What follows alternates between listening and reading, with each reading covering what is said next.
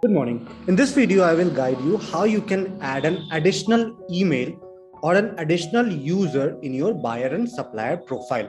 One option is while creating the document, you can select the additional email option and there you can add an additional email. Second option is to add it from buyer and supplier module. Let's go to our buyer and supplier module for this. In buyer and supplier, this is the list of your buyers and suppliers. These all are the dummy buyers and suppliers which I have added. I will go below. This is the Anukul Industrial in which I wish to add a new user or a new email.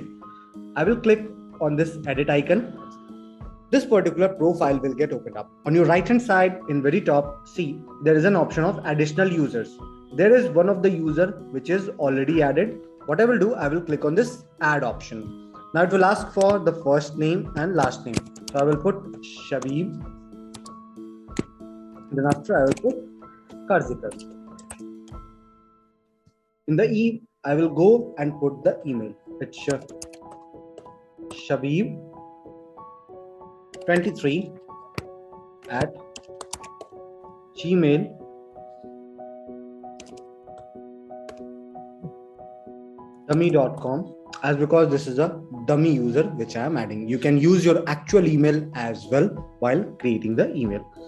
I will put the contact number if I do have. If don't, leave it in blank as this is not a mandatory field. I will click on save. Once I will click on save, this particular user is added in my buyer and supplier profile. So while creating the document for Anukul Industrial, I will see two emails in the bottom. One is of Shishir and another will be of Shabib. I can keep anyone or I can keep all the emails. So I hope this video was helpful around how to add a new email or a new user in buyer and supplier. Have a good day.